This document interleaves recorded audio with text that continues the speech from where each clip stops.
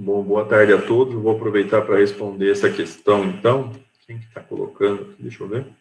O Ítalo, se no dia 21 nós já não estaremos em recesso. Então, a gente verifica isso, Ítalo. É o último dia, então, antes de entrar em recesso. Tá certo?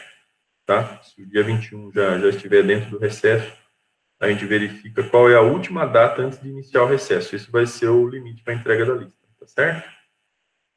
Tá? Então, tá joia. Deixa eu colocar aqui agora no modo da apresentação. Vocês estão vendo aí a apresentação, então, né? Se alguém puder me dar Sim, sim. Joia. Legal. Então, vamos lá. Nós vamos dar continuidade, então, pessoal, a parte de barra submetida à força normal, né? Ou forças axiais, tá? Então, aqui estão alguns exemplos, né? Do que essas forças axiais podem fazer, não é? Num equipamento, numa estrutura, não é? Seja uma estrutura metálica, de concreto. Então, aqui teria esse buckling, né? Que seria como se fosse um dobramento, né? Ou o termo técnico mais específico, né? Seria, em português, seria flambagem, certo? Que é, vamos dizer assim, envergar, não é? Ou até entortar realmente, no sentido transversal, então, né? Então, é como se você estivesse tendo uma deformação transversal, certo? Uma barra, né, majoritariamente aí longitudinal. Então, aqui está um exemplo, né, de um tubo sofrendo esse processo aí, e depois vamos dizer assim, um sistema aqui com reservatórios de água, né, mas que o problema, então, foram nas colunas, tá? Nessas colunas aí com uma estrutura metálica, sofreram esse processo aí de flambagem. Vocês veem nitidamente aqui a deformação transversal, certo? Deixa eu mudar o ponteiro aqui, pessoal. Tá? Vou deixar o laser aqui, se eu precisar escrever alguma coisa, eu mudo. Então, aqui, nesse slide, mais alguns exemplos, tá? No caso de vamos dizer assim, de um corpo, né, seja ele cilíndrico ou de seção transversal quadrada, esse problema aí, ou essa questão da flambagem, é muito provável que ocorra deformação no sentido aqui, ó. Então, o antes é esse azul aí, né, meio roxeado, e o depois da deformação, da flambagem, seria o pontilhado, tá bom? Então, no caso de um corpo que tem uma razão de aspecto, vamos dizer assim, não tão alta, né, quer dizer, o diâmetro ou a largura não é tão menor comparado com o comprimento, ele pode sofrer um encurtamento, uma carga-peso, tá? Já no caso de uma barra bem longa, não é? Uma estrutura que a razão de aspecto é muito maior, o comprimento é muito maior do que o diâmetro, a seção transversal, aí a tendência é sofrer a chamada flambagem, tá? Que é essa, vamos dizer assim, dobrar, né? Ou sofrer esse envergamento numa determinada direção, né? Transversal. Então, tem um exemplo aqui, ó, de uma linha de trem, não é? Que sofreu essa, não sei se por ação do calor ou qualquer outra coisa, não é? Mas que sofreu, então, essa flambagem, então, na seção transversal, tá? Então, um exemplo prático de como isso pode acontecer. E aqui, dependendo dos suportes, né? E dos carregamentos, dos apoios mesmo, né? Dos suportes, então, aqui embaixo seria um apoio fixo e aqui um apoio móvel. E aí não tem outra saída senão deformar, flambar nesse sentido aqui na transversal, tá? Pode ocorrer também assim uma espécie de curvatura em S, não é? Como esse segundo exemplo. Aí um terceiro caso aqui com dois apoios, com dois engastamentos, vamos dizer assim, não é? Ou com um engastamento apenas e uma extremidade livre. Aí seria algo parecido vamos dizer assim, com uma barra, né, no caso de um salto com vara, tá? Onde ocorre uma deformação, realmente. Mas nesse caso que nós estamos falando de uma extremidade livre, né? Só com a ação do peso, então, já ocorreria essa flambagem aí, tá? Então, vamos passar agora para a parte principal, né, desse capítulo. Seria a deformação elástica e um corpo carregado axialmente, tá?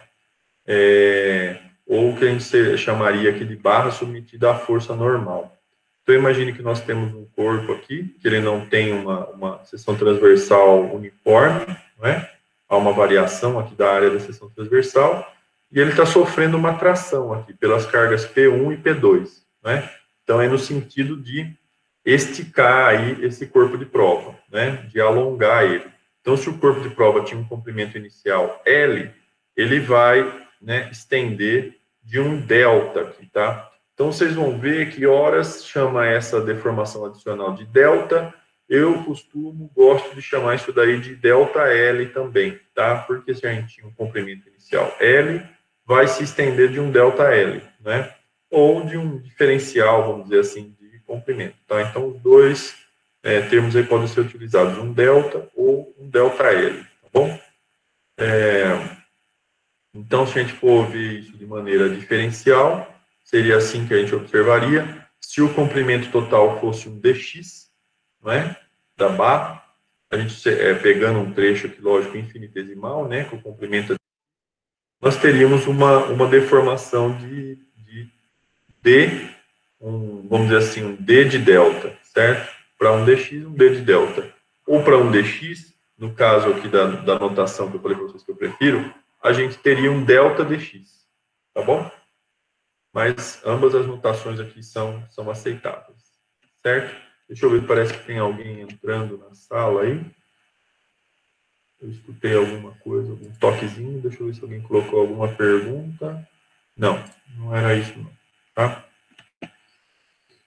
Bom, dando continuidade, então, a essa parte da carga axial, não é?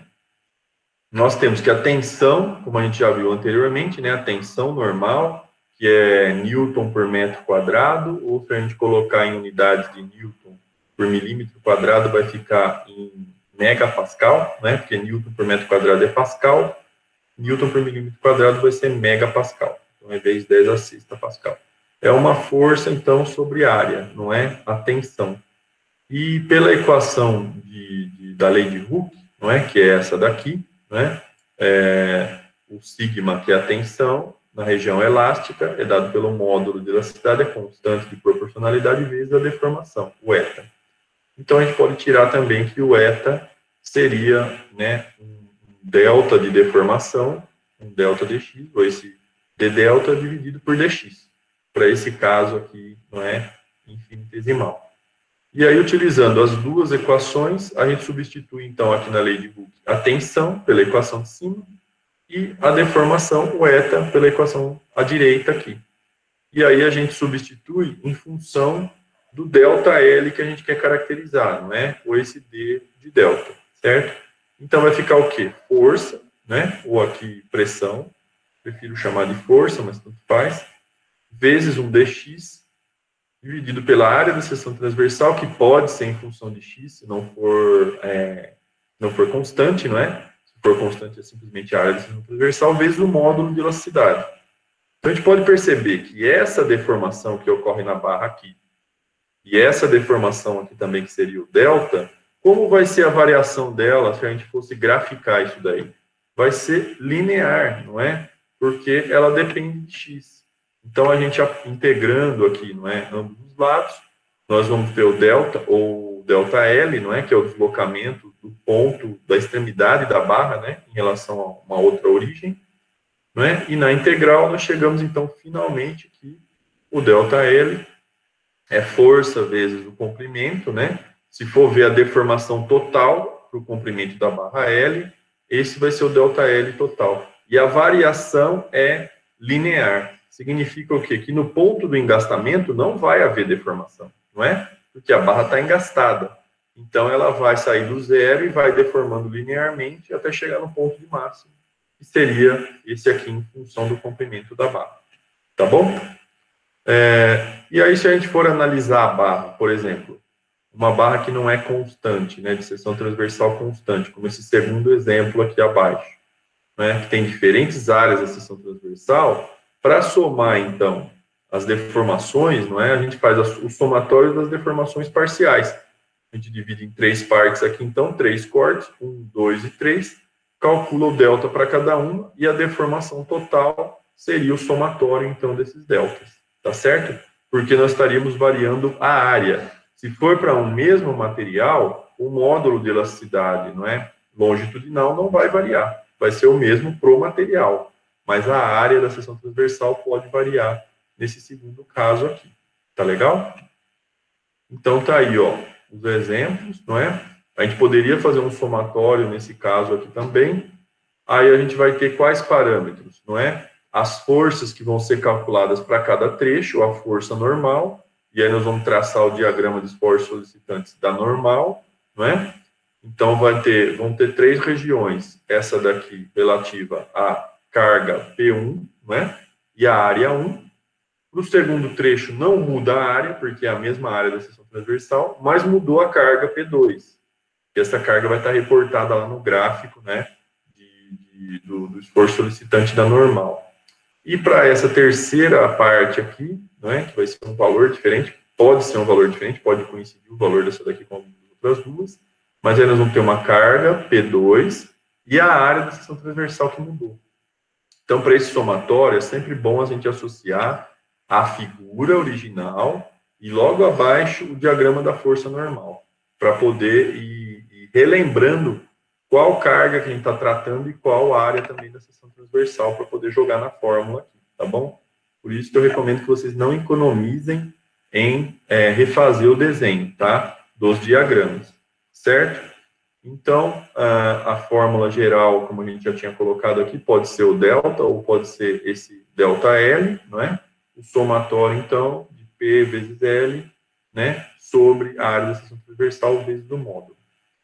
Se a gente fizer aquela questão do corte, dependendo do sentido que a gente faz o corte, se a gente fizer um corte, não é, à direita da barra, nós vamos ter a deformação, né, e a força normal para a direita, certo? No sentido normal. Invertendo o sentido do corte, não é, fazendo o corte à esquerda, aí nós vamos ter a deformação para a esquerda, não é, o delta aqui, e a normal também no sentido inverso para a esquerda, tá bom? Considerando aí, então, o x', não é? Da direita para a esquerda, tá bom? Só mostrando aí, então, a convenção dos sinais. Lembrando que, se for uma deformação de tração, ela é sempre positiva, não é? Independente do lado que ela está indo, se ela for para a direita ou se ela for para a esquerda, certo? A gente tem que lembrar disso. Se estiver no sentido de estender o corpo, é positivo. Se estiver no sentido de comprimir o corpo, aí é negativo, tá bom? Independente do sentido. Então, vamos ver um primeiro exemplo aí, pessoal. Vou só verificar aí se vocês têm alguma dúvida, tá? Tomar uma água aí enquanto isso. Alguma dúvida, pessoal, em relação a essa parte aí? Vamos entrar no exemplo. Pode falar, Guilherme. Não, até agora deu para ficar bem claro, até o momento. Tá tranquilo? Então, beleza. Vamos lá. Vou passar, então, para esse exemplo. Espera aí que tem alguém entrando aqui na sala. É a Luana. Joia. Boa tarde, então, Luana. Eu já comecei essa aula, tá? Mas não se preocupe. Eu estou gravando isso daqui, tá? A aula vai ser assim hoje e eu vou gravar e depois disponibilizar lá para vocês lá no APA, tá bom? Então, vamos lá. Tem esse exemplo 1 aí, não é? Que é uma barra, né? Na longitudinal, com quatro cargas aí, né? Na longitudinal. Essa de 5 para a esquerda e de 7, né? Na extremidade, também para a esquerda. E duas cargas aqui para a direita, né? Uma de 8 kN no ponto B e a de 4 kN no ponto C. Então, determinar o deslocamento entre os pontos A e D. Então, quer dizer, de uma extremidade na outra, quais foram os deslocamentos, né? Não está falando nada aqui em termos de apoio, né? Então, não dá para a gente falar aqui o que está restrito, vamos dizer assim, né? Um movimento, tá? Então, nós vamos ter que fazer alguns cortes aqui, provavelmente 1, 2, 3 cortes, e fazer os cálculos, então, certo? Como nós não temos aqui mais dados, não é? Nós vamos fazer o cálculo, então, em função dessas incógnitas que nós temos. Fazendo o primeiro corte, então, que seria aqui entre A e B. Ah lá, X maior que A, menor que B. Só vai ter o que aparece à esquerda do corte, seria só essa carga longitudinal de 5 kN. Surge, então, o esforço solicitante aqui da normal, não é? Fazemos um somatório de forças em X igual a zero e a carga P vai ser de 5 kN. Será que está coerente isso daí? Se nós temos uma carga na extremidade aqui no ponto A, à esquerda, de tração, não é? Puxando o corpo no sentido de esticar, qual tem que ser a resposta no sentido aqui da força normal, né? Do esforço solicitante? Também de tração. Então, se a gente sugeriu que ela seria para a direita aqui, e concordou com essa sugestão, porque apareceu positivo aqui, então está correto. Se nós temos um esforço de tração numa extremidade, a resposta da normal também tem que ser de tração. Tá? Isso dá para visualizar assim, quando tem cargas combinadas, a gente tem que fazer o cálculo mesmo, certo? É um pouquinho mais difícil de visualizar isso daí. Agora, no trecho BC, no segundo corte, no trecho BC, deixa eu desenhar então aqui esses cortes, tá?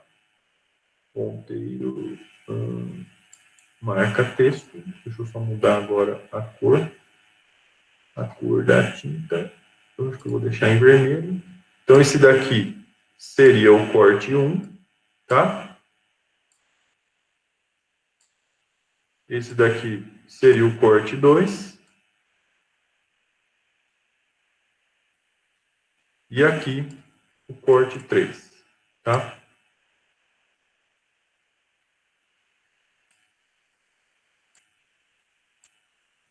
Tá bom?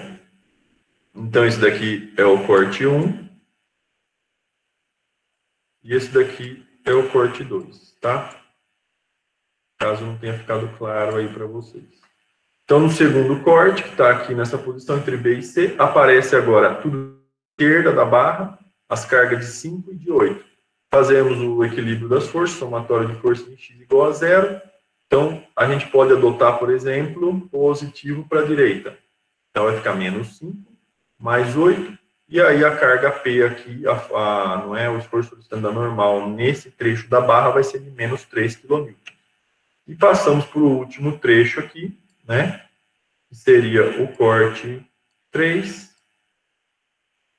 tá? Entre C e D. E aí a gente pode fazer o corte no sentido inverso agora.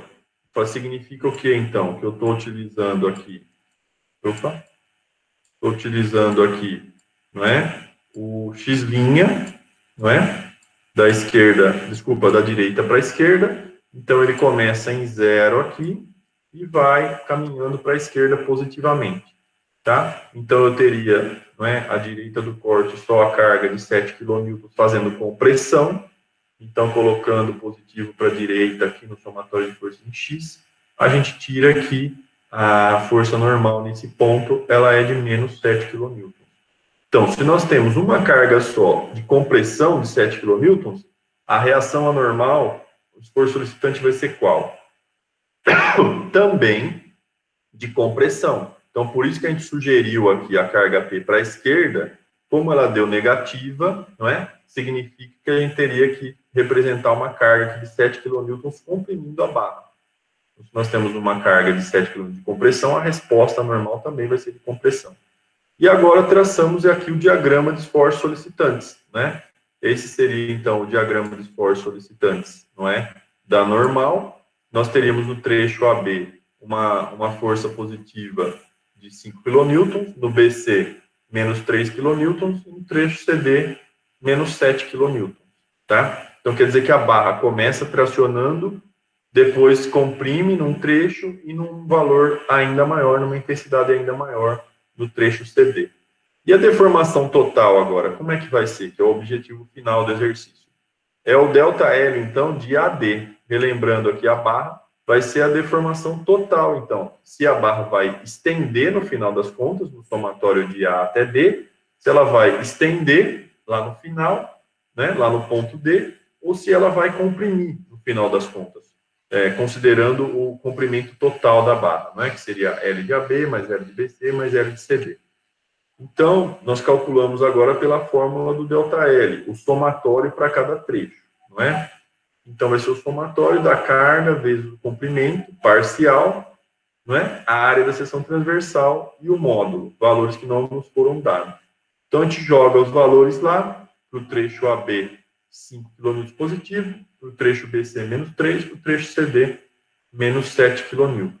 Certo? Então, esse seria o cálculo, vamos dizer assim, uma parte aqui numérica e a outra parte literal, que a gente teria que aplicar. Tá bom? Então, não tem mais o que caminhar nesse exercício aqui, mas se a gente tivesse, não é, a área da seção transversal, o módulo desse material e os comprimentos L de AB, L de BC e L de CD, a gente conseguiria calcular o valor total aqui. Então, dá para a gente falar, é uma boa pergunta essa agora, com essa equação que eu tenho aqui, daria para eu falar qual seria o comprimento final da barra? O ΔL, desculpa, final da barra, em AD? Vamos dizer assim, o cômputo total, seria positivo ou seria negativo? O que vocês acham? Gostaria de uma resposta de algum de vocês agora. O que vocês acham? Assim, o que vocês conseguiriam responder com essa equação? Por favor, pessoal, vamos lá. Se vocês puderem interagir. Quem que poderia dar uma opinião? Seria negativo?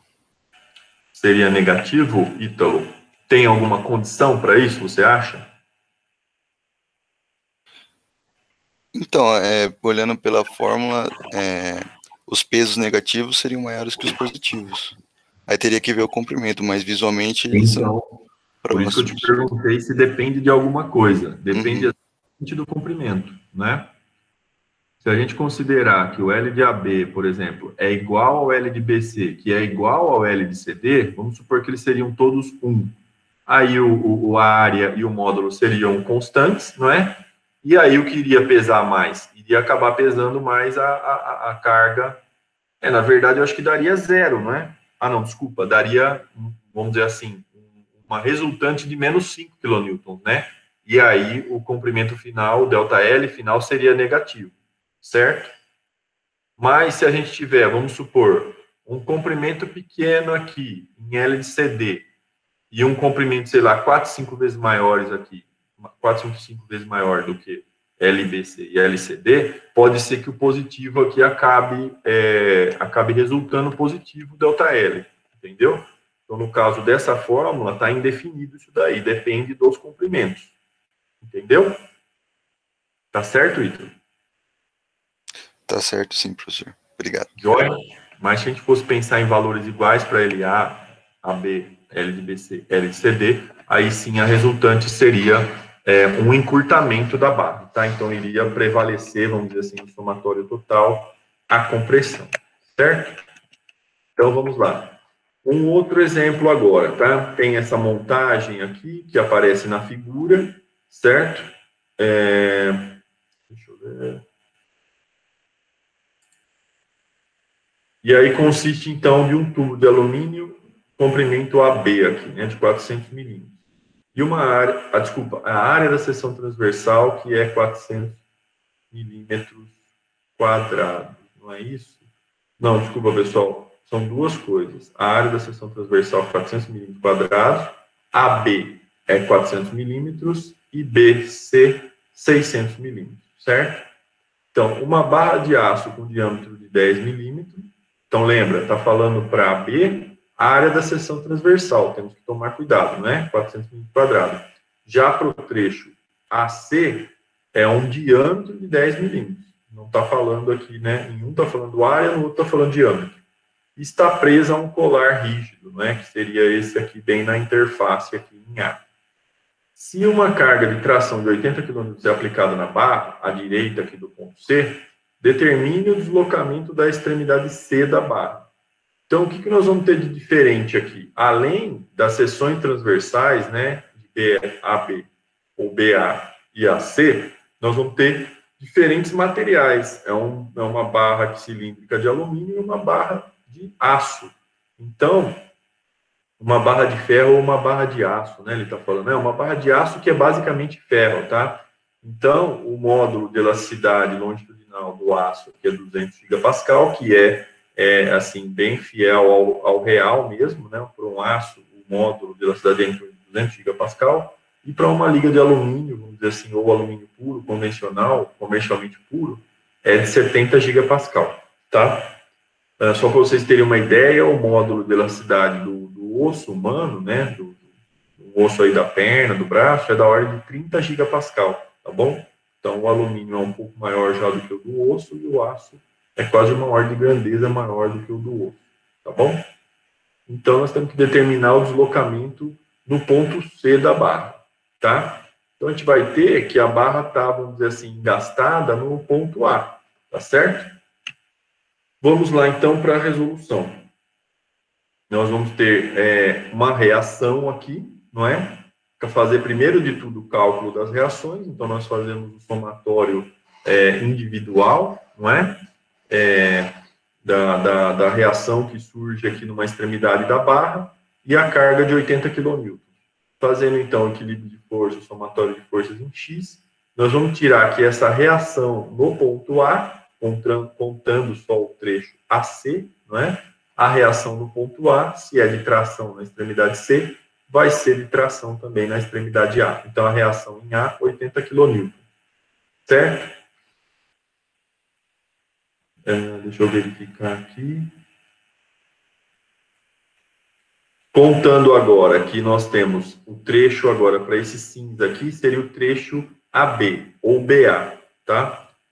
Considerando, então, que nós teríamos a reação RA igual a 80 kN, e que para o trecho AB ela estaria provocando como se fosse uma compressão, surge, então, a reação RB, que é a reação nessa extremidade aqui, ela só está representada invertido, tá? Mas seria a reação nessa extremidade B aqui, que é calculada, então, pelo somatório de forças em X. Nesse caso, a reação RB também seria de 80 kN, só que de compressão, certo? Enquanto que RA, comparada aqui com o ponto C, estaria agindo no sentido de tração, tá bom? Então, isso vai depender do ponto aí, né, do referencial que a gente está analisando, do trecho que a gente está analisando. Então, para o trecho AC seria de tração, e para o trecho BA, não é? Seria de compressão, tá? O ponto P aí, a carga P, desculpa, de 80 kN. Joia. Então, o nosso objetivo final é calcular o deslocamento da extremidade C, não é? Ou ΔL no ponto C, ou esse delta aqui de C em relação a B. O primeiro que vai ser calculado, então, é o deslocamento do C em relação ao ponto B, certo? Então, é só para o trecho BC. Então, nós aplicamos a fórmula PL, P vezes L, sobre a área da seção transversal vezes o módulo de elasticidade, não é? No ponto, no trecho BC, vai ser o do aço, não é? O material, então o módulo de elasticidade é 200 gigapascal vezes 10 a nona, não é? Newton por metro quadrado. Aí, lembrem-se que como tem lá o diâmetro de 10 milímetros, não é? Nós vamos colocar a área aqui no denominador. Então, seria πr ao quadrado. Seria o raio, então, de 5 milímetros, certo? Então, isso daqui seria a área que está sendo calculada, a carga, né, de 80 kilonewtons, então é 80 vezes 10 a terceira newton, vezes o trecho de 600 milímetros, se eu não me engano, não é? Então, padronizando em tudo por newton, em newton e metro, 600 milímetros ficaria 0,6 metros. Calculando isso daí, não é? Daria um delta positivo de 0,003, né? 0,003056 metros, tá bom? Se a gente fosse colocar isso daqui numa outra notação, nós poderíamos escrever como 3 vezes 10 a menos 3, não é? Metro. Então, a gente poderia colocar isso daqui em milímetros. Em milímetros, então, ficaria 3,056 milímetros, tá bom? Podemos colocar, padronizar uma unidade, por exemplo, chamar sempre em milímetros, ou centímetros, né? Ou 10 a menos 2 milímetros, da maneira que a gente achar melhor, ou simplesmente padronizar em metro. Isso fica a critério de vocês, tá bom? Fica ao gosto do freguês aí. Aí já o deslocamento agora da extremidade B em relação ao ponto A, certo?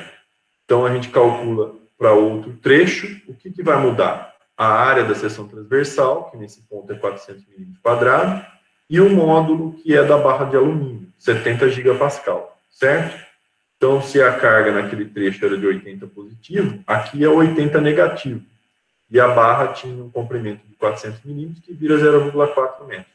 Então, o delta no ponto B, ele vai encurtar, né, esse tubo aí, de 0,001143, ou 1,143 milímetros, tá bom?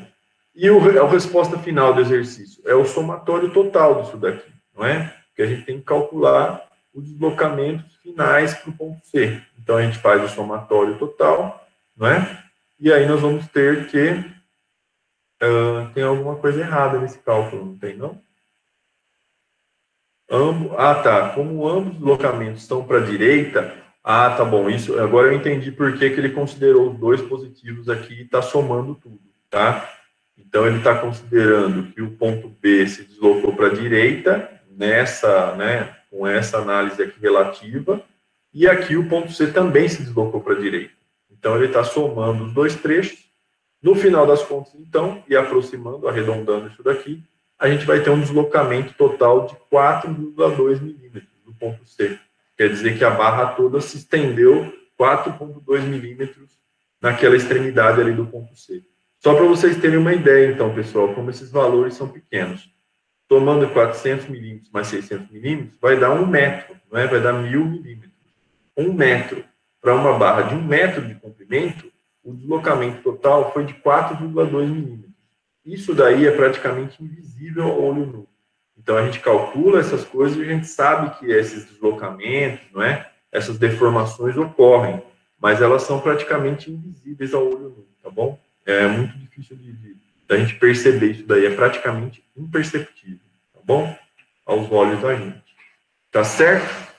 Então, pessoal, eu gostaria de saber só se vocês têm alguma dúvida em relação a esse trecho. Não entendi o porquê da reação em B ser de compressão. Pela análise, quem que perguntou isso daí? Deixa eu ver. Luiz, né? Luiz Estevam. Por que, Luiz? Nós fizemos a análise aqui anteriormente e eu não escrevi aqui, né? Mas deixa eu escrever. Questões de ponteiro. Vou colocar caneta mesmo. Vamos ver como é que vai ficar. Tá? Essa aqui seria a análise do ponto A, C, certo? E aqui, B, A. Mas ele só inverteu o referencial, tá bom? Ele chamou aqui de A e aqui de B. E aqui ele fez a análise de novo, né? Um corte ao longo do trecho AC. E aqui uma análise ao longo do corte do trecho BA. Tá?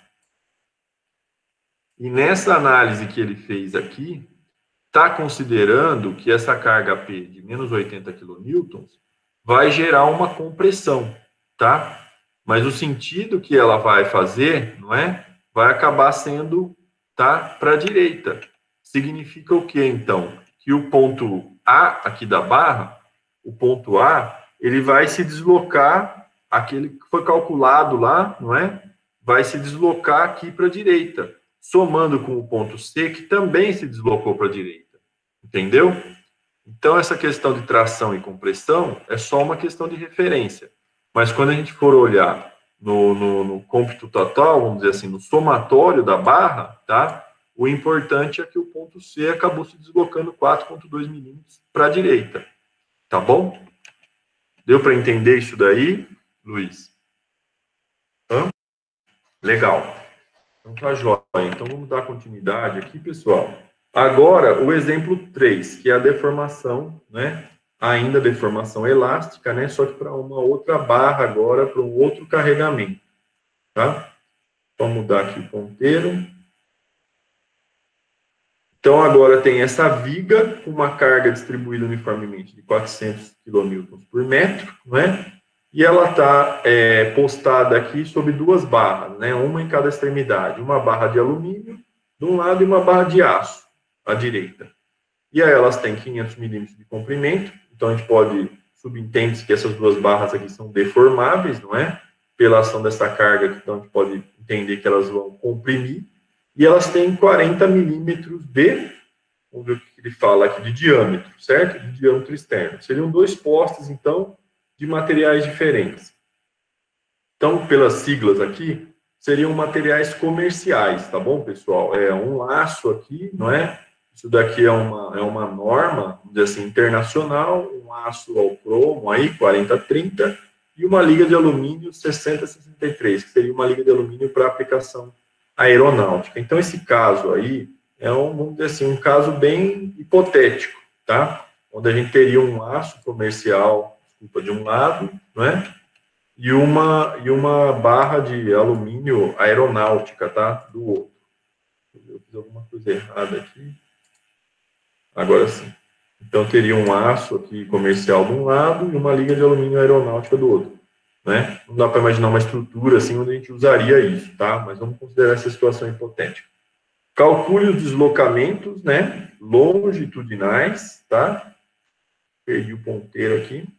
Então, os deslocamentos na barra, né, de aço e de alumínio e as tensões médias, vamos dizer assim, né, nos postes. E determinar o ângulo de inclinação da viga em graus quando é aplicada uma carga distribuída homogeneamente, tá? Por que que pode ocorrer isso daí, não é? Porque os módulos de elasticidade são diferentes para esses dois materiais, não é? Para o alumínio e para o aço. Então, essa barra aqui de cima, ela não vai ficar na horizontal na situação final desse exercício aqui, não é? Ela vai inclinar para algum dos lados, não é? E aí, quer saber, então, qual que é esse ângulo de inclinação da viga, tá bom? Esse ângulo de inclinação da viga aqui, ó, após esse carregamento, tá bom? E aí, nós temos, então, de novo, o módulo do aço, 200 gigapascal, do alumínio, 70 gigapascal, e o limite, não é, elástico para o aço é de 786 megapascal e para o alumínio 214 megapascal. Tá bom? Provavelmente nós vamos usar esses valores, esses dados aqui nos cálculos. Tá? Então, simplificando aqui agora, né, a solução, temos só o desenho da barra, né, da viga na horizontal, a carga de 400 kN substituindo aí, não é? Por uma carga no ponto médio, né, dividida aqui no ponto médio também da barra, e as forças de reação do alumínio e do aço, um em cada extremidade. Podemos calcular isso daí através da equação do momento. Então, nós fazemos o somatório do momento em relação ao ponto A, que seria a extremidade à esquerda, né, e o momento considerado positivo anti-horário. Então, aplicamos aqui força vezes o deslocamento, não é? Então, seria de meio metro para a carga aqui de 400 kN, e depois a força de reação aqui da extremidade livre do aço, não é? Vezes 1 metro, que seria o somatório total, aqui, do comprimento da barra, não é? Da viga que está na horizontal. Então, daqui nós extraímos que a força de reação F é de 200 kN.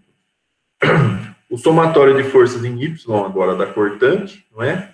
Nós teríamos o somatório das forças F do alumínio e F do aço, não é? Menos 400 kN, que está no sentido contrário. Igual a tudo isso daí a zero no equilíbrio, e em posse da força, né, do aço, que nós já temos 200 kN, nós tiramos que é a força do alumínio. Então, a força de reação, a gente percebe que é de 400 kN, divididos em duas partes iguais, simétricas. Então, simplesmente vai ficar dividido em 200 kN para cada lado, não é? Para o alumínio e para o ferro. Então, essa força de reação vai ser igual para as duas. Já falei para vocês o que muda para essas duas barras aqui de aço e de alumínio. Vai ser o módulo de elasticidade. Então, vai resultar numa deformação, né, diferenciada entre esses dois lados da barra aí.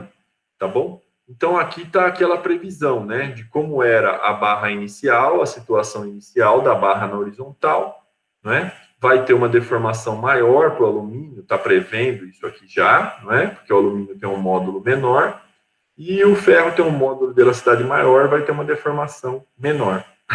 Então, as duas barras, desculpa, a barra como um todo vai se deslocar para baixo e depois vai inclinar um pouco mais para o lado do alumínio. Então, lembra que a gente quer saber também qual é esse ângulo aqui, né? Nós vamos ter que determinar qual é esse ângulo θ, certo? Ficou meio feio aqui, tá? O meu θ, mas dá para entender aí que seria esse ângulo aqui, tá bom?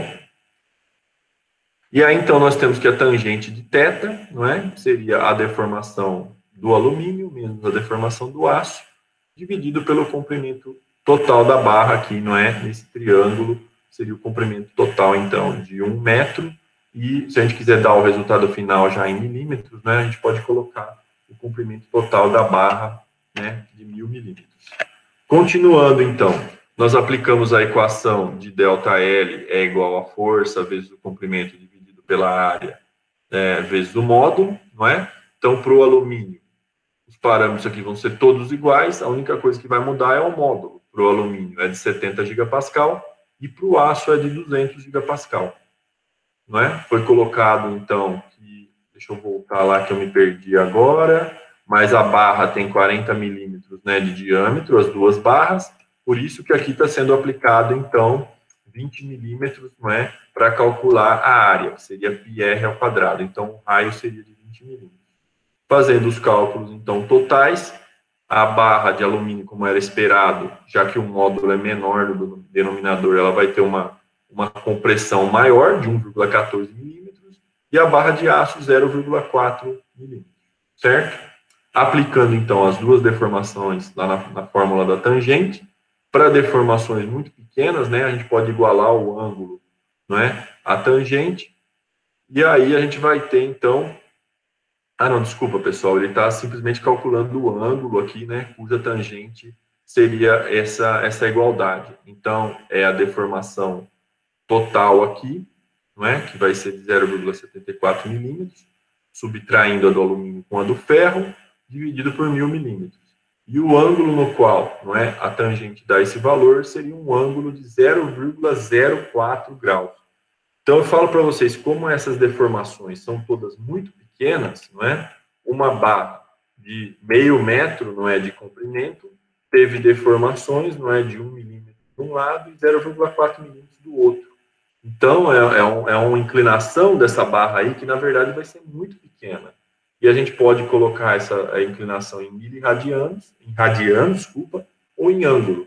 Em ângulo é algo extremamente baixo, muito provavelmente vai ser difícil até a gente visualizar essa diferença, não é? Então, esse ângulo aí vai ser de 0,04 graus, tá bom?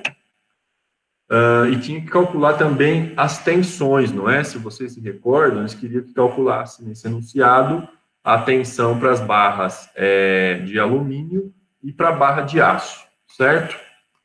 Então, a gente tem aqui que a barra, não é, de alumínio e de aço, elas vão ter tensões iguais. Por quê? Porque as forças F e forças...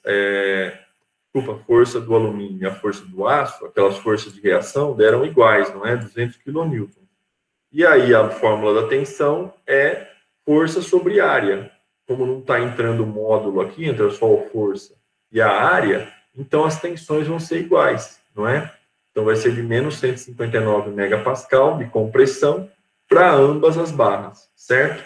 Então, o que vai ser diferente vai ser a deformação, mas a tensão aplicada em ambas as barras vão ser iguais, tá bom? Para ambas as barras, de alumínio e de aço, certo? Só seria diferente as tensões nas barras se as áreas da seção transversal fossem diferentes, tá certo? Bom, calculando agora o fator de segurança, eu não me lembro do exercício ter pedido isso no enunciado, mas imagino que ele pediu, não é? Para calcular o fator de segurança, a gente vai colocar a tensão, não é, que foi aplicada realmente no material, comparada com a tensão de escoamento, que foi dada lá no enunciado do exercício. Então, para o alumínio, é 214 a tensão de escoamento, e a carga que está sendo aplicada, né, a tensão que está sendo aplicada na barra, nesse caso, 159. Então, o fator de segurança foi baixo aqui para o alumínio, né, quer dizer que já está quase no limite dessa aplicação desse material, mas ainda, né, dá para utilizar ele com uma certa segurança. E já o fator de segurança para o aço, não é, calculando o limite de escoamento do aço, que é de 786 megapascal, com a tensão que foi aplicada de 159, nós já temos um fator de segurança muito maior e muito melhor. Então, vamos supor agora, pessoal, que vocês teriam que fazer uma coisa que nós, engenheiros de materiais, fazemos bastante, que é a chamada seleção de materiais. Então, a gente tem que achar o material que ele é mais adequado, não é, para uma determinada aplicação. Vamos supor que a gente gostaria de aplicar, então, uma barra de alumínio, né, ou 2 barras de alumínio, 2 barras de aço, para essa aplicação aí que nós acabamos de analisar, né? Então, se vocês fossem engenheiros de materiais, estivessem assinando lá numa empresa, né, um projeto de seleção de materiais, que material vocês escolheriam para essa aplicação? Barras de alumínio ou barras de aço? E por quê? Quem saberia me responder essa pergunta? Então, analisem aí, pessoal, por tudo que eu falei, tá? Não se preocupem, falando do que vocês aprenderam aí, do que vocês interpretaram, tá bom? Não precisa se preocupar aí, não fiquem com medo de cometer qualquer erro, tá bom? Estamos aqui, vocês estão aqui para a gente discutir essas coisas e aprender mesmo, tá bom? Quem que poderia falar, pessoal? Hã? O que vocês iam... Seria a barra de aço? A barra de aço, Ítalo, a resposta está certa, mas por quê? Porque o fator de segurança é maior? Exatamente. Você vê que a barra de alumínio, o fator de segurança já está quase no limite, né? 1,3 apenas, não é? Lembra que eu falei que em aplicações assim, só em aplicações muito comuns, o fator de segurança é baixo, assim, né? Como numa cadeira cadeira dessas de plástico, essas cadeiras brancas que a gente coloca num jardim, né? Numa cadeira de praia, algo assim, tá? Então, como é uma estrutura isso daí, e seria uma estrutura, vamos dizer assim, de engenharia, a gente teria que utilizar um fator de segurança maior. Então, no caso aqui, seria muito mais seguro, vamos dizer assim, não é? Seria muito mais seguro a gente aplicar as colunas de aço aí no caso desse material. Tá bom? Então, tá correto. Beatriz, gostaria de falar alguma coisa?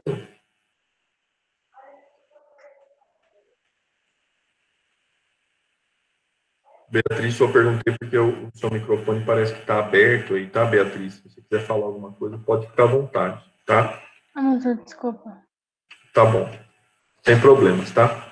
Vou continuar então, pessoal.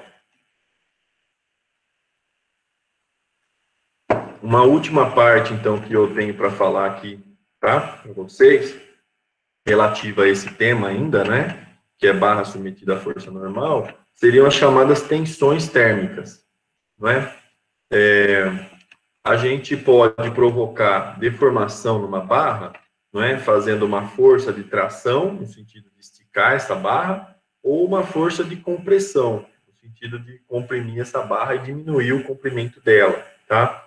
Qual que seria uma outra maneira da gente aplicar uma extensão numa barra ou diminuir o comprimento dela, tá? Uma das maneiras possíveis é a gente fazendo o aquecimento ou resfriamento dessa barra, né? Então, para a grande maioria dos materiais, na verdade, para todos os materiais que existem, né, na natureza ou sintético, isso vai acontecer, porque isso só vai depender de um parâmetro que é o chamado coeficiente de dilatação térmica. Então, para todos os materiais, você aquecer, ele vai expandir. E se você resfriar abaixo da temperatura ambiente, ele vai comprimir, não é? Mas diferentemente do que acontece no ensaio mecânico de tração.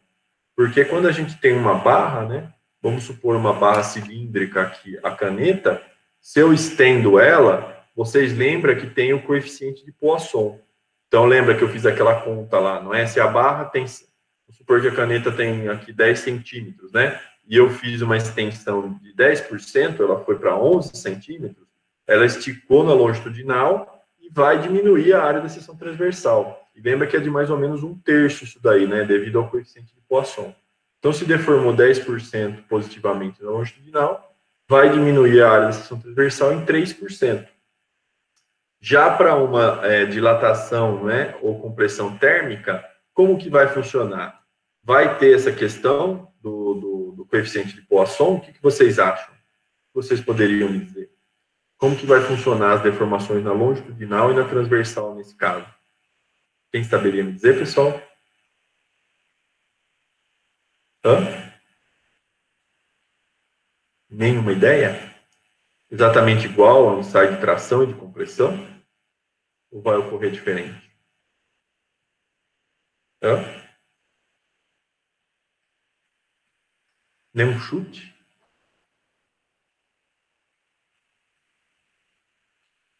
Vai ocorrer em todos os sentidos, não é? Se você aquecer uma barra, ela vai aumentar de comprimento e vai aumentar na largura também, na transversal, não é? Se você aquecer uma barra.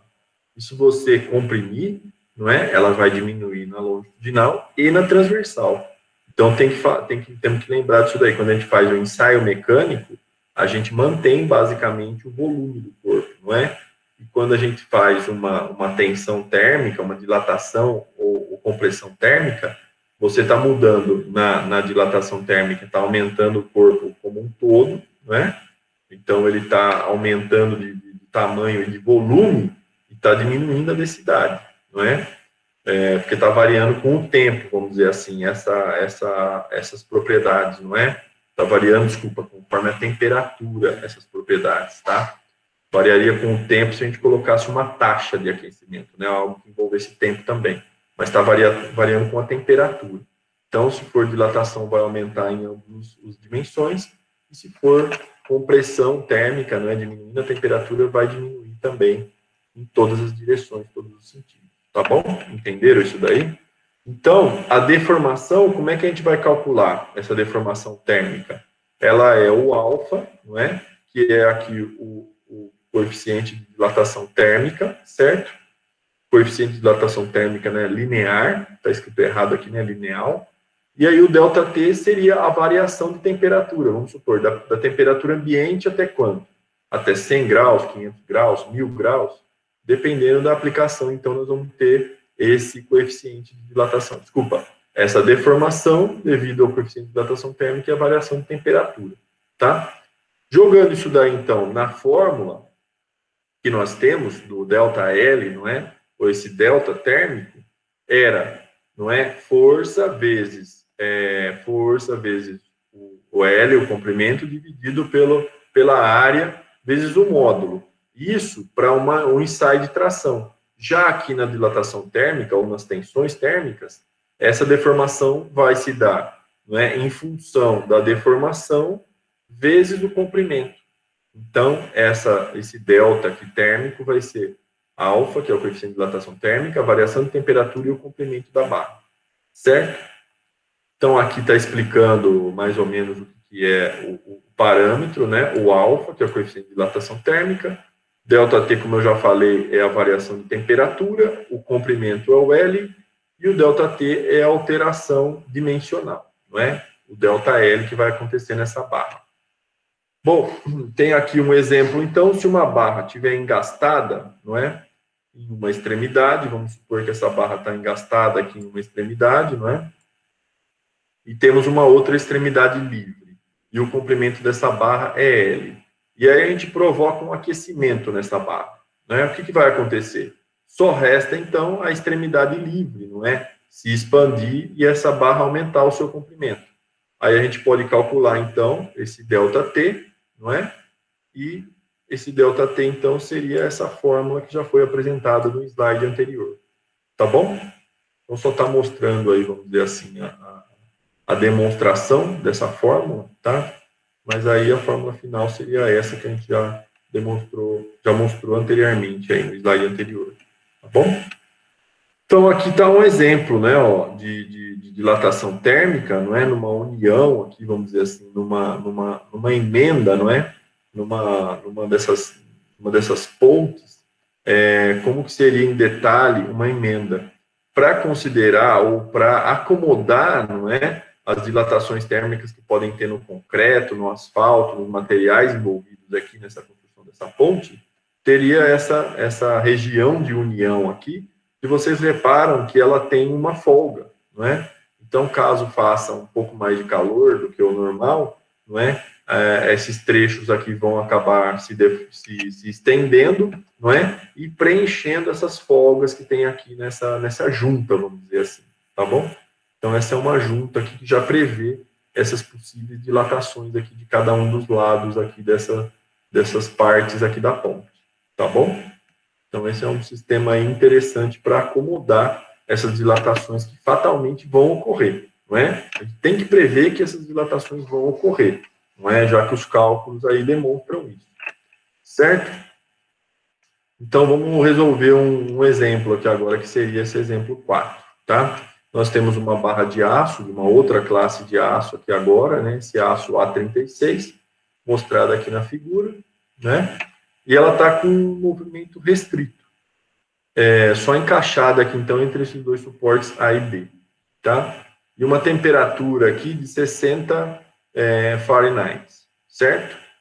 Então, se a temperatura é elevada para uma temperatura 2, ou seja, aqueceu de 60 Fahrenheit para 120, determinar qual é a tensão térmica normal que vai surgir nessa barra, tá? Então, deu aqui o valor do módulo de elasticidade para esse aço, que é em Qi, é a unidade, né, do sistema britânico, né, é 29.000 Qi, ou 200 gigapascal, e o coeficiente de dilatação térmica em Fahrenheit é 6,6 vezes 10 a menos 6, e em graus Celsius é 12 vezes 10 a menos 6, né, graus centígrados a menos 1, tá? Então, convertendo também, não é, o 60 Fahrenheit para graus Celsius vai dar 15,56, e o 120 Fahrenheit, 48,9 graus, não é? Então, dá para a gente ter uma base que, não é, que em torno ali de 50, 60 Fahrenheit é uma temperatura amena, vamos dizer assim, durante a noite, vamos dizer. Em torno de 100 Fahrenheit já é um calor muito grande, né? Um calor de 40 graus, então é mais ou menos 100 Fahrenheit. A gente não quer viver num lugar que faça 120 Fahrenheit, né? Que seria quase 50 graus, certo? E se for algo assim próximo de 0 Fahrenheit, a gente já vai estar em temperatura negativa em Celsius, só para a gente relembrar mais ou menos o que significa essa escala, tá? E aqui a conversão da seção transversal da barra, não é? Que é de meia polegada quadrada, aqui, né? Meia polegada em cada aresta. Então, meia polegada seria 1,27 centímetros, não é? De aresta aqui para a seção transversal dessa barra, tá bom? E de 2 pés de comprimento, tá? Isso vai ter o cálculo, não tem o cálculo demonstrado aqui agora do que seria de 2 pés, seria 2 feet aqui, né? Se eu não me engano, o pé é uma medida, eu não me lembro agora se é de 25 centímetros, algo assim. Mas em algum ponto do exercício deve aparecer esse cálculo aí, tá? Então, como sofreu, não é, um aumento da temperatura, é da gente esperar que teria um aumento, não é? Teria um aumento aqui do comprimento da barra. Mas como está com movimento restrito, né, é como se esse movimento de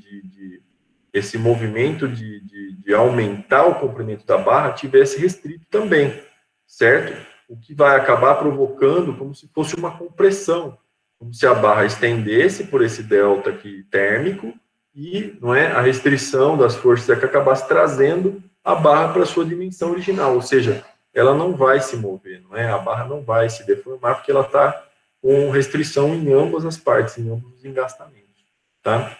Então, para fazer o equilíbrio de forças, a gente vai utilizar o somatório de forças em Y, não é? Da cortante, e aí a gente vai ter força em A e força em B, em sentidos contrários, então a gente pode chamar tudo de F. Vai ser tudo a mesma coisa, certo? E aí a gente aplica, então, essa deformação em AB, a gente sabe que está restrita entre os dois pontos, então a gente pode chamar isso de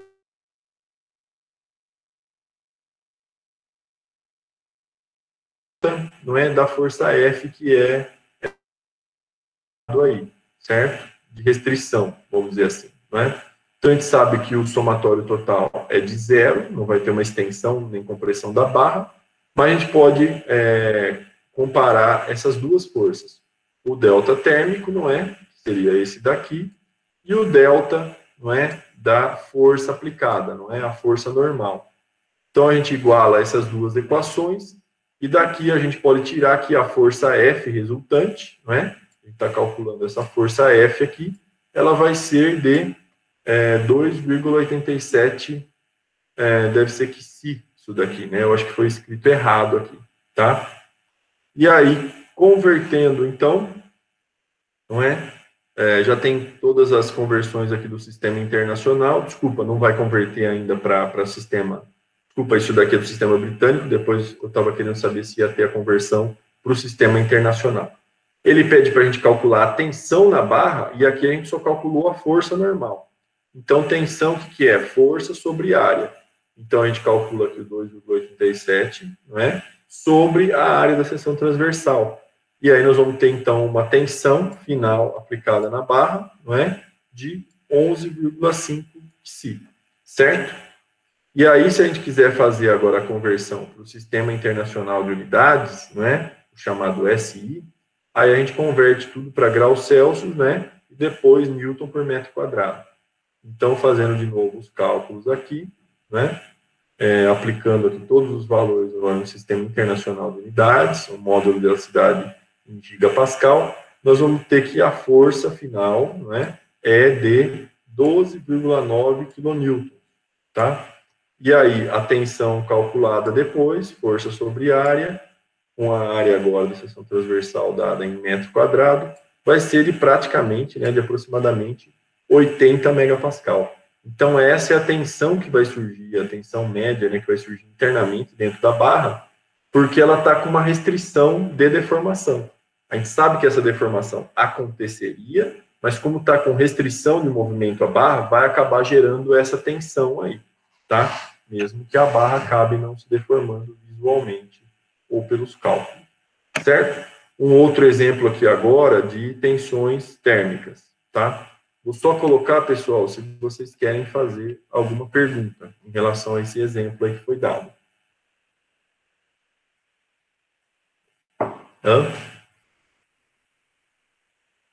Só queria tirar uma dúvida. No caso, se é considerado termicamente a expansão, no caso, no eixo X, tipo, no eixo Y não é considerado uma expansão térmica.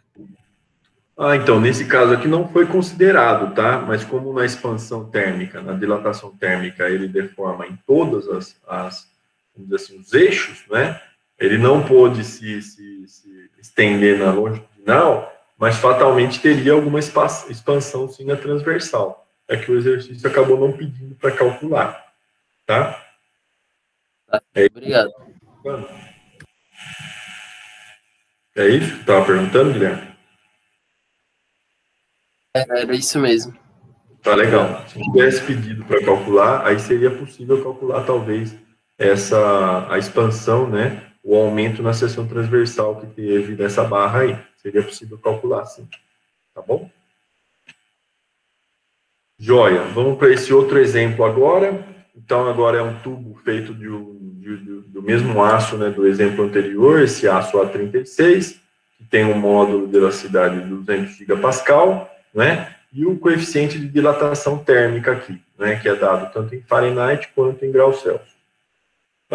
Quando a temperatura é de 60 Fahrenheit, não há carga axial, ou seja, não surge, não é uma carga F, quer dizer que não tem tensão e não tem deformação também nesse tubo, tá? Ele fica, vamos dizer assim, ali em equilíbrio. Se o gás, né, que está sendo transportado dentro desse tubo, tá? Ele sofre um aquecimento, não é? Ele vai aumentar nessa temperatura aqui, nesse ΔT, tá? Que ele seria, então, em função de X. Seria de 40 mais 15 vezes X, Fahrenheit. Onde X está em pés, seria o comprimento, vamos dizer assim, desse tubo aí, né? Então, determinar a tensão normal média no tubo para esse caso, onde a gente tem o aumento aqui, né, do tubo na longitudinal, o ΔT em função de X, e esse X é dado em pés. A gente sabe aqui que o comprimento aqui da barra, não é de 8 pés, certo? E aí está falando que o diâmetro interno desse tubo é de 2 polegadas, né? E a espessura da parede, né, desse tubo é de 0,15 polegadas, tá bom? Então, esses são os dados aí que a gente tem para fazer esses cálculos. Nós fazemos um corte ao longo do tubo, não é? Um único corte, e aí tem a reação aqui, RA, e a força F que está sendo aplicada, não é? Pelo movimento, vamos dizer assim, do gás ao longo desse tubo. Então, para o somatório de força de X, a gente obtém que a força é igual a menos RA. E nesse caso, como a gente tem restrição também em ambos os lados, não é, do tubo, a gente tem também que a deformação total, não é igual a zero, certo? E aí vai ser feito da mesma maneira que no exercício anterior, a gente vai ter um equilíbrio de forças entre o delta térmico, não é, e o delta devido a essa força F que está sendo aplicada aí. E aqui seria a fórmula, então, na integral para o delta, a variação de comprimento devido à força, e o delta para a variação de comprimento devido à dilatação térmica, certo? E aí, como o delta total vai ser igual a zero, né, a gente pode, então, somar esses dois fatores, né, igualando eles a zero, e aí, de toda essa equação, a gente tira que a força F vai ser igual a essa fórmula aqui, tá bom? Então, aplicando agora, não é, nessa equação, todos os parâmetros que a gente tem lá no enunciado do exercício, dá para a gente imaginar, não é, que o delta aqui de temperatura, ele vai de uma determinada temperatura no ponto A até uma... Não, desculpa. Vai ter uma temperatura inicial e uma temperatura final. E a gente pode prever que houve uma variação linear, não é, dessa temperatura entre um ponto e outro, tá? Então, a gente sabe que isso daí vem de uma equação linear de uma reta, do tipo y igual a b mais mx, e aí a gente pode substituir, então, para uma equação do mesmo tipo, né, linear, em função da temperatura, para poder calcular o delta, esse delta de temperatura em função do comprimento, né? Então, aqui tem as temperaturas que foram dadas, não é? De 40 Fahrenheit no ponto inicial da barra, e depois, lá no final da barra, após 8 pés, não é? Que é o valor calculado, então, a temperatura seria de 160 Fahrenheit, certo? E aí a gente aplica todos esses valores na fórmula, não é? A fórmula que foi dada aqui no enunciado do exercício, desculpa. Onde está mesmo aquela fórmula? Aqui, né? Foi dada aqui no enunciado do exercício. E a gente iguala aquela fórmula que a gente tem lá. Então, foi isso que foi feito, né? Igualou-se a fórmula, tá? Com o sisteminha aí de equações que a gente encontrou com os valores do exercício. E aí, substituindo, então, na equação... desculpa, pessoal. Substituindo, então, na equação, nós vamos ter o cálculo da força, tá? Com todos esses valores aqui, montando a equação. E aí, substituindo os valores todos no sistema britânico, né? A gente vê que está aqui em Kelvin, Fahrenheit, né? E Fahrenheit. Nós vamos ter que a força vai ficar, então, em função dessa área, certo? Seria a área vezes 8,85π. E aí, jogando isso daí, então, na fórmula da tensão, vocês veem que entraria o valor da área aqui, não é? Mas como nós não temos o valor da área, simplesmente a gente vai cortar, não é, a área nas duas partes aqui, e aí teríamos, então, uma tensão de menos 18,85π. Então, a gente vai denotar aqui que há uma tensão de compressão, certo? Devido a essa aplicação de uma variação de temperatura, vai acabar surgindo, então, tensões de compressão nessa barra. Apesar da área da seção transversal não ter sido dada, não é, nesse exercício, surgiu o termo aqui, área, não é, e a gente pode simplesmente cortar, obtendo diretamente aqui o valor da tensão. Tá bom? E aí, pessoal, o que vai ficar de tarefa? Uma das tarefas para vocês para hoje, tá? Que vocês podem escolher resolver individualmente ou resolver em grupo, tá? Mas a entrega tem que ser individual, tá bom? A entrega tem que ser individual. Então, eu vou ver se eu faço a separação para vocês lá no AVA, colocando a entrega dessa tarefa de hoje, que vão ter 2 exercícios aí, tá? E a lista eu vou colocar num outro tópico, tá bom? Então, como essa é a aula 6, a entrega para essa aula de hoje eu vou deixar na aula 6 do AVA mesmo. E a lista de exercício eu vou colocar a lista, tá? Da aula 6, vamos dizer assim, tá bom? Ô, professor. Oi. Essa entrega da aula de hoje seria até hoje, final do dia mesmo? Hoje no final do dia, tá bom? Porque são duas tarefas bem simples, tá? Ó, e a gente calculou, vocês podem tomar esse próprio exemplo que eu estou mostrando para vocês aí, tá? Então, ó, vê o exemplo aqui, tá? Como foi calculado, tá? Se alguém de vocês quiser dar um print nessa tela aqui, tá? Depois vocês podem compartilhar aí entre vocês. O que vocês vão precisar fazer na tarefa? Simplesmente calcular isso daqui agora, utilizando o Sistema Internacional de Unidades. Vocês já calcularam para o Sistema Britânico, então agora eu quero que vocês calculem como tarefa para o SI, que é o Sistema Internacional. Então vai ficar tudo em graus Celsius, né, Newton e metro, tá certo? E calcular o valor dessa força, então, agora, né, foi calculado aqui em QC, tá? E vocês calculam em metro, tá bom? Então, vocês viram que eu pulei rapidinho ali, tá? Porque já tinha resolução lá, tá bom? Então, eu queria que vocês calculassem isso daí e mandassem depois até o final do dia, tá certo? Tem agora, então, uma segunda tarefa aqui, certo? Imagine agora o mesmo problema e ao invés da gente ter lá um tubo de aço agora, a gente vai ter uma liga de alumínio, certo? Uma liga de alumínio daquela aeronáutica. Então, o que vai mudar? Vai mudar agora o módulo de elasticidade, em QC e em gigapascal, certo? E muda também a propriedade aqui do material, não é? O coeficiente de dilatação térmica, certo? E aí a gente teria aqui, não é? A tensão, discuta os resultados encontrados, sabendo que o limite elástico é esse SY aqui, de 62 megapascal, e a resistência máxima à tração dessa liga de alumínio, 120 megapascal, certo? Então, o que tem que determinar nessa tarefa aqui, na 2? Determinar a tensão normal média e calcular também o coeficiente de segurança, certo? Então, calcular lá o coeficiente de segurança, certo? E aí vocês comparam qual desses valores aqui vocês teriam que usar comparativo à tensão normal média, tá certo? Então, essa é a segunda tarefa para hoje. O segundo cálculo, então, podem determinar, pessoal, só no sistema internacional, tá bom?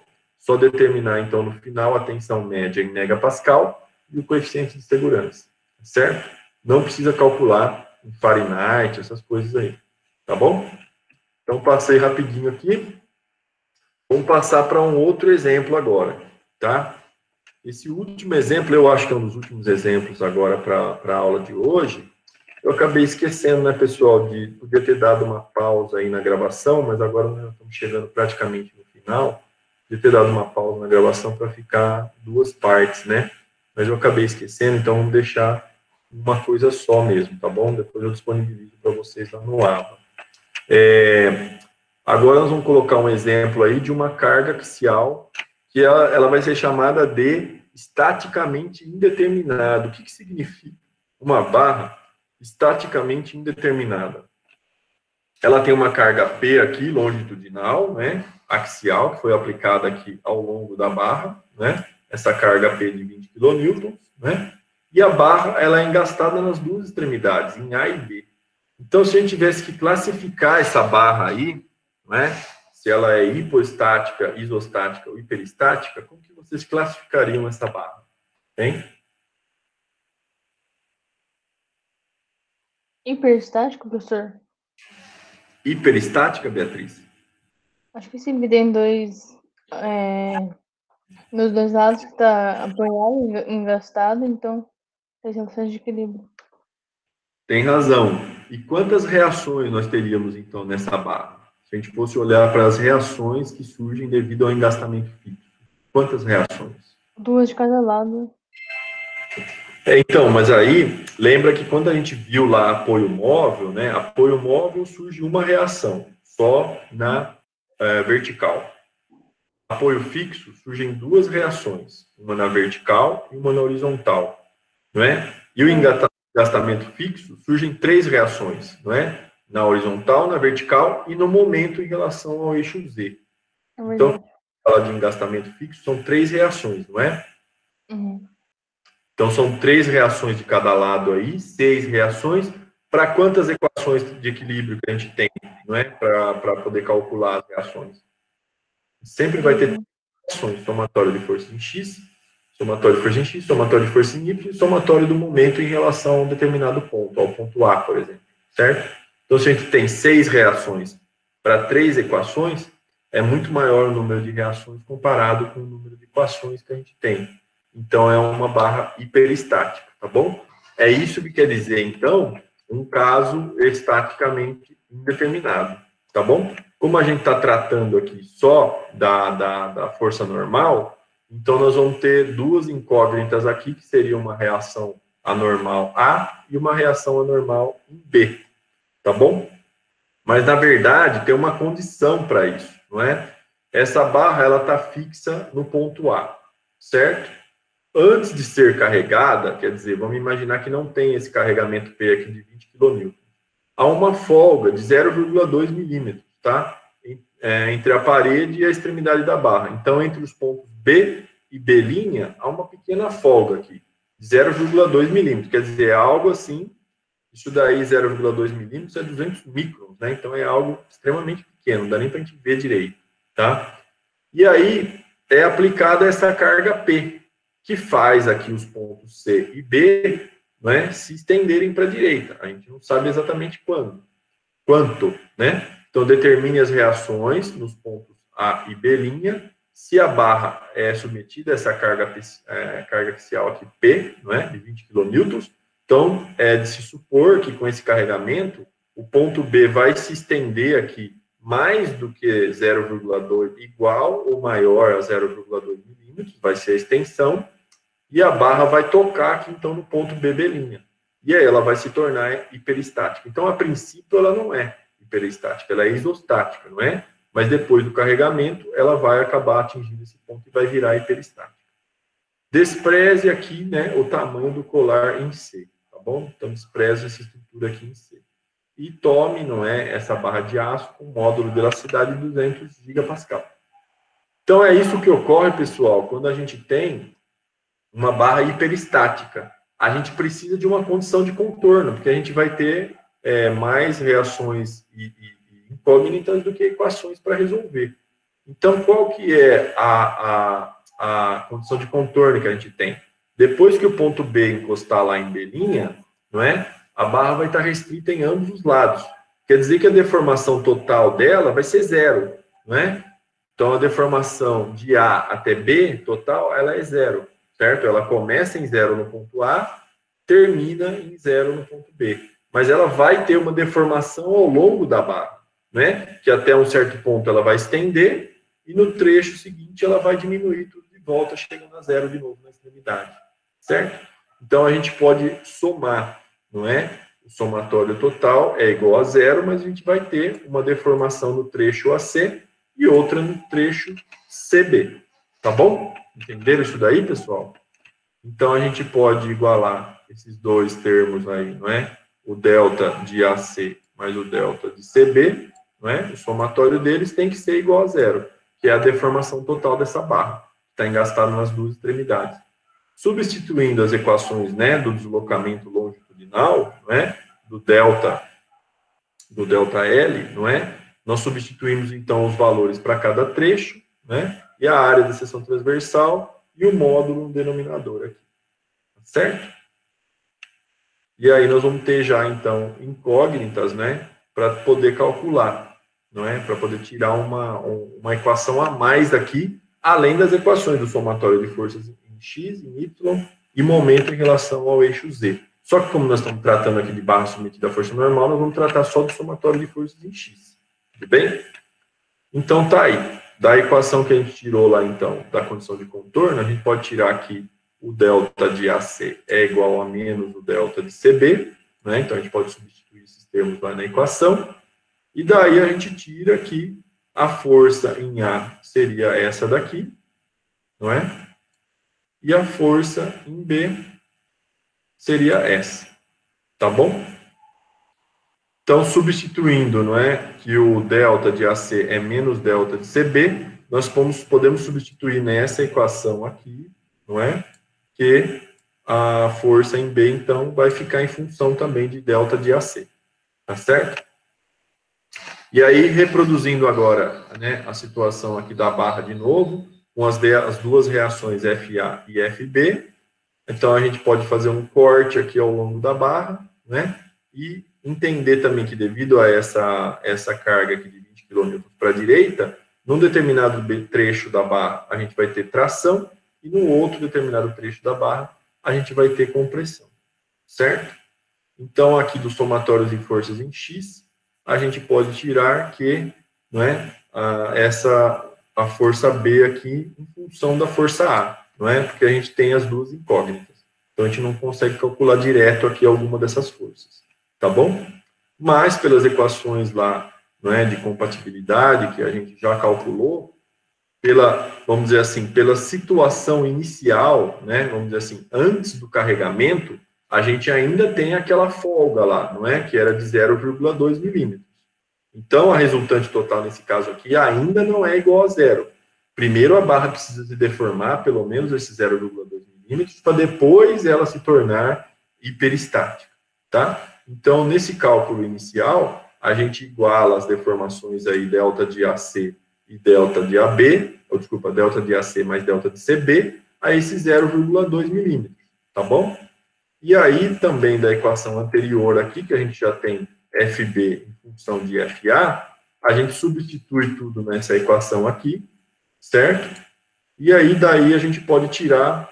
Bom, nesse caso aqui, primeiro ele preferiu tirar uma outra equação, né? Colocando FA em função de FB. Aí a gente pode combinar essas duas equações, né? Que tem aqui, de FA e FB, e no final das contas, tirar o valor de FA, que FA é igual a 16 kN, certo? Desculpa, primeiro ele tirou o valor de FB, na verdade, né? Tirou que o valor de FB é igual a 4 kN, e em posse do valor de FB, não é?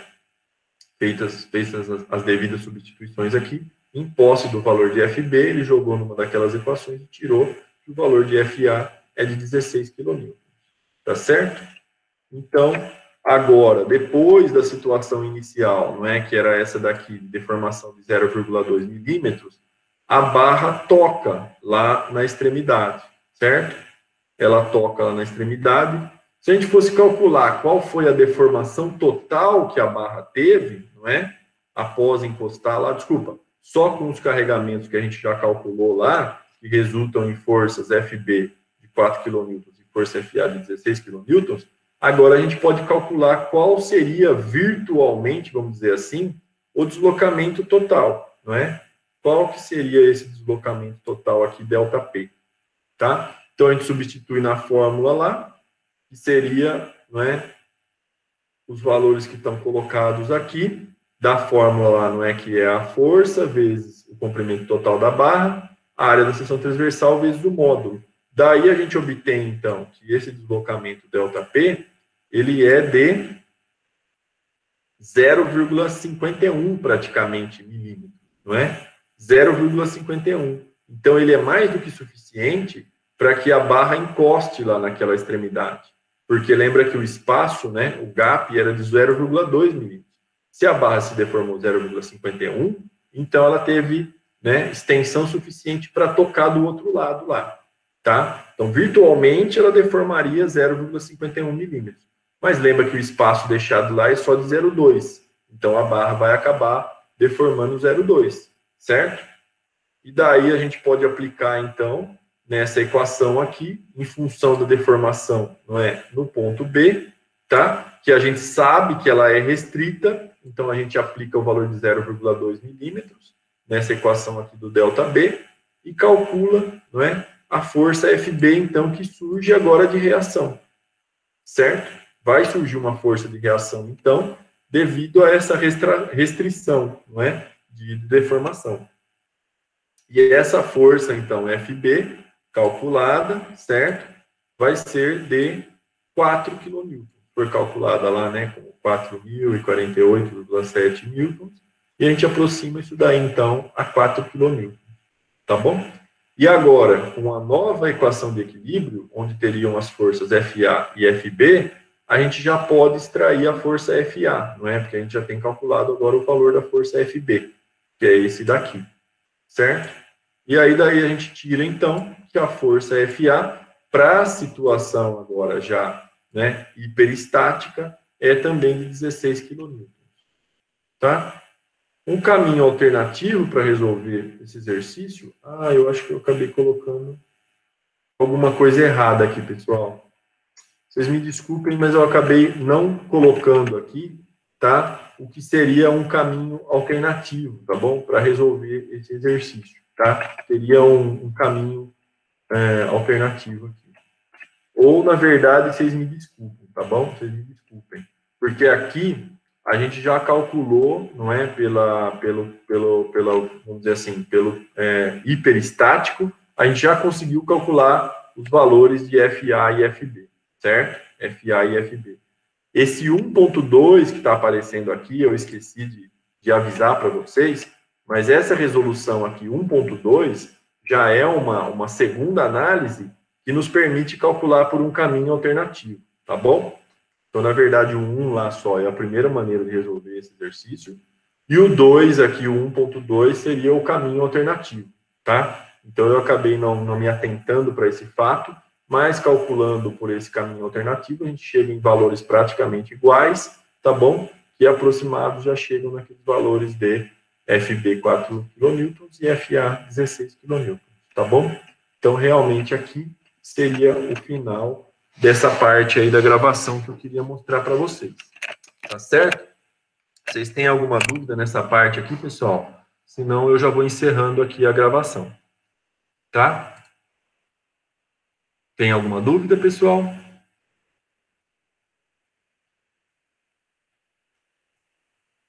Então, eu vou interromper aqui a gravação. Vocês podem